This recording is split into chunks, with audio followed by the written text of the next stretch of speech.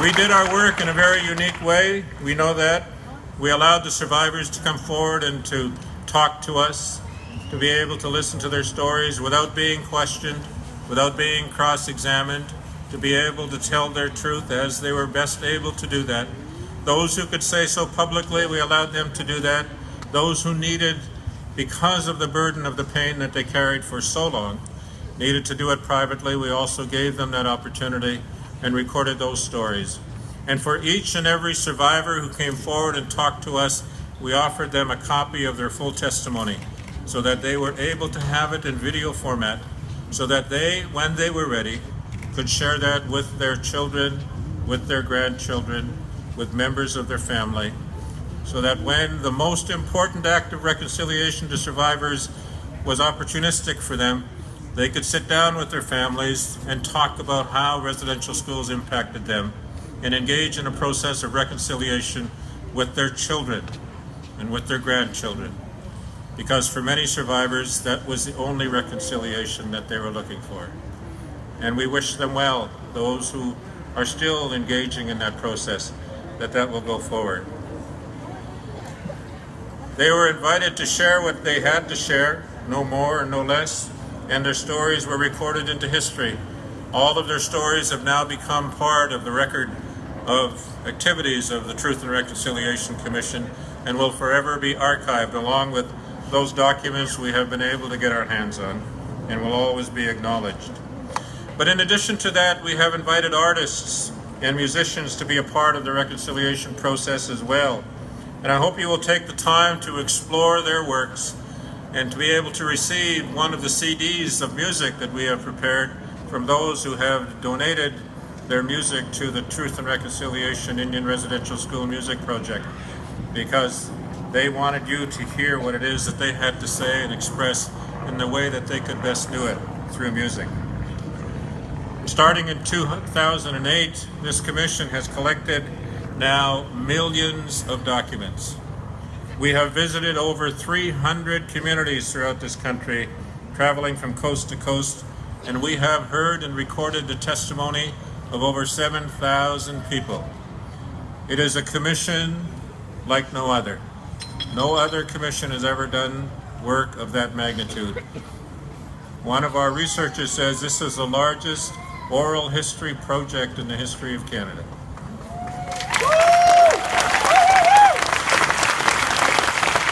And in the course of listening to the testimony of the survivors, we heard of the effects of over 100 years of residential schools, of over 100 years of mistreatment of the children who went to those schools, 150,000 at the very least, and maybe more. First Nations children, Inuit children, Métis children were placed in those schools. We received statements from individuals who had been removed from their communities, sometimes for many years at a time, without seeing their family during that time, and who are forced to attend those schools, and sometimes were forced or called upon or required to become married to somebody else in the school before they were allowed to return home, because the schools did not want one of their Christianized children to marry a pagan back in their community.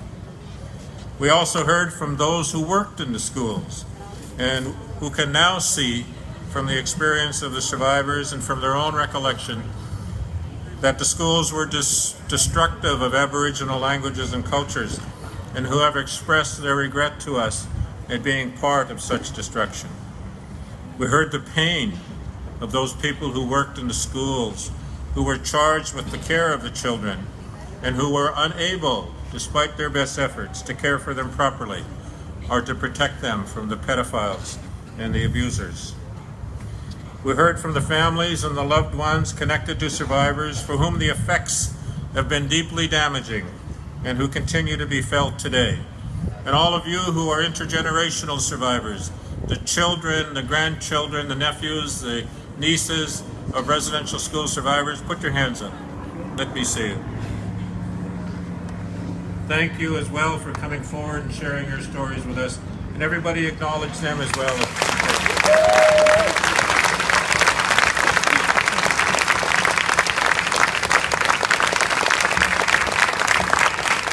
Over the period of time that the schools were in existence, from the 1870s until the last school closed in 1996, 7 generations of children went through those schools. 7 generations of children were damaged by the schools that were put in place. If those schools had only been there for 10 or 20 years or 30 years, 1, 2 generations, the children probably could have recovered. We wouldn't be talking of this magnitude as we are today. But after a period of time, the children who were being returned from the schools were going back to communities and to families who themselves had been damaged by the schools. And so the ability of those communities to help those children to recover and to heal from what they had experienced in the schools became less and less. The ability to use cultural activities became weaker and weaker. The ability to use language and to retain the strength of their history and to pass that along became lost to each succeeding generation. Removed from their families and from their home communities, 7 generations of children now have lost their identity. And so the intergenerational survivors who are here today will tell you that many of them do not know how to speak their language, and they regret that. Many of them do not know their full cultural teachings, were not born with the knowledge of that history, do not know the full story of all of their heroes, do not know what their ancestors wanted them to understand about the treaties or about the experiences that they had at the time of contact, to their regret. But they are now learning. They are now learning about those things, despite the fact that they were separated from their language, their culture, their spiritual traditions, and their collective histories. And despite the fact that these children have been unable to answer the questions of life that we all are faced with. Where do I come from? Where am I going? Why am I here? And who am I? They are now beginning to find those elders who can help them do those things. And for that we are all very lucky. All of us, because now they will bring that knowledge forward as well. Those fundamental questions are very important for all of us as we go forward. They guide us in life, they influence our choices, they strengthen our ability to take advantage of all of the opportunities that we are faced with, and they help us to find and fulfill our sense of self and our responsibility to the community, to society. Survivors were stripped of the ability to answer those questions. They were stripped as well of the love of their families. They were stripped of their self-respect. And we can see now how such systemic abuse continues to echo through the generations. One survivor, when sharing her story with us, said, "I don't know how to love. I didn't learn how to love while I was in those schools." And you think about that. What must that be like, to not know how to love your own children, to be afraid to touch and to hold them and to carry them? So I challenge you all to reflect on how such an ability would impact on your life, and how the lives of all of those around you would be impacted as well, and how that would change the way that we behaved towards and about each other. Make no mistake about this, residential schools were no less than a systematic and concerted attempt to extinguish the spirit of Aboriginal peoples.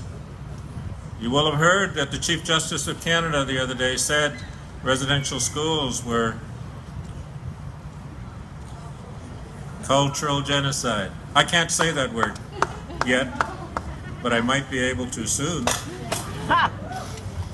So I want you to know that when someone in that position of that significance in society uses a phrase like that, that individual gets it. That individual understands the magnitude of the problem that we are talking about.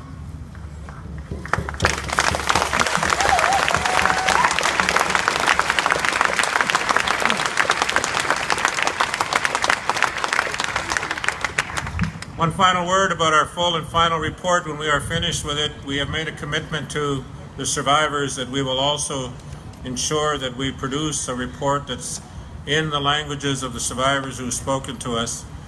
We have made a commitment not only to translate it into French and English, but also we are going to be recording an oral version of the full report in 6 Aboriginal languages so that elders will be able to listen.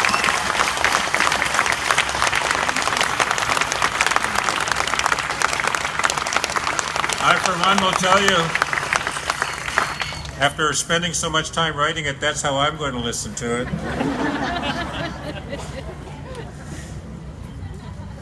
We have a lot of work to do as a society. We have a great deal of distance to cover. 7 generations of damage has occurred. Reconciliation will not be achieved in my lifetime. I've said that before. Reconciliation will probably not be achieved in the lifetime of my children. But reconciliation will be achieved if we understand this. You do not have to believe that reconciliation will happen. You have to believe that reconciliation should happen.